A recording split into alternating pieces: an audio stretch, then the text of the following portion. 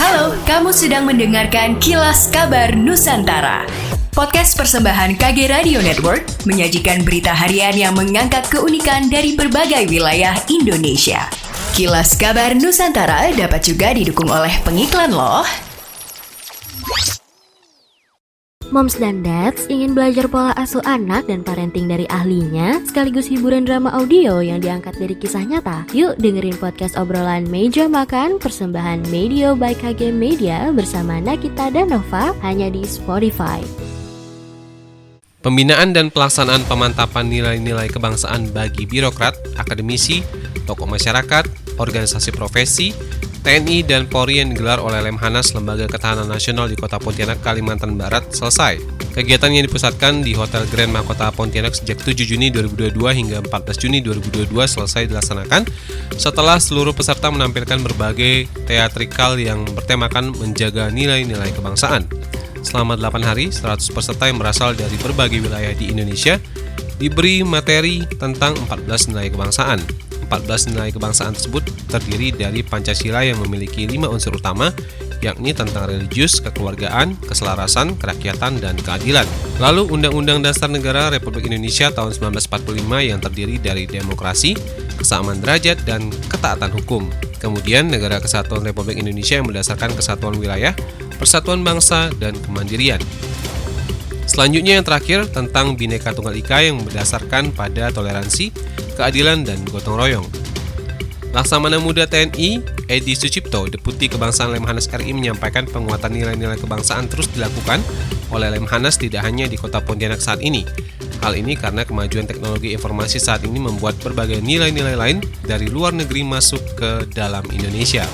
Oleh sebab itu, menjadi sangat penting untuk terus mensosialisasikan nilai-nilai kebangsaan tersebut kepada seluruh pihak dengan harapan mampu membentuk filter di masyarakat terkait. Bukan rahasia umum lagi bahwa digitalisasi menjadi kunci sekaligus tuas yang mendorong percepatan sektor ekonomi dan kemajuan pendidikan di Indonesia. Namun buktinya tidak sedikit sekolah-sekolah yang belum menerapkan hal tersebut akibat beberapa kendala. Salah satunya di Kota Palembang, di mana terdapat beberapa sekolah yang belum maksimal menerapkan digitalisasi pendidikan.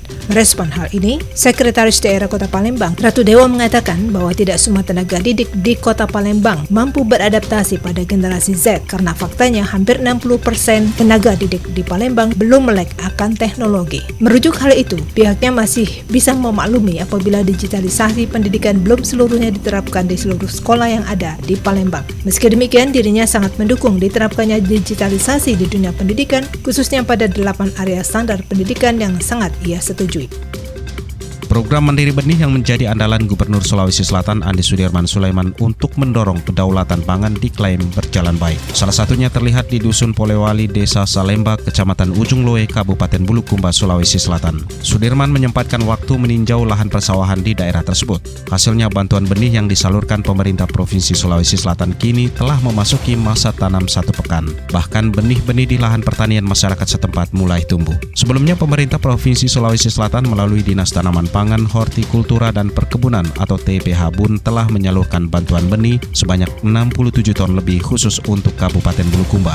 Benih tersebut digunakan untuk musim tanam pertama periode April sampai dengan September di lahan pertanian seluas 2.713 hektar. Sudirman menjamin bantuan benih akan kembali diberikan pada musim tanam kedua. Untuk diketahui, Mandiri Benih merupakan program bantuan benih gratis yang diinisiasi oleh Gubernur Andi Sudirman Sulaiman beberapa waktu lalu. Benih yang dibagikan ke para petani merupakan bibit unggul. Selain minim penggunaan bahan kimia, penangkaran benih dilakukan di lahan milik Pemprov dengan melibatkan para petani penangkar. Program Mandiri Benih merupakan upaya untuk mendukung Sulawesi Selatan sebagai lumbung pangan nasional.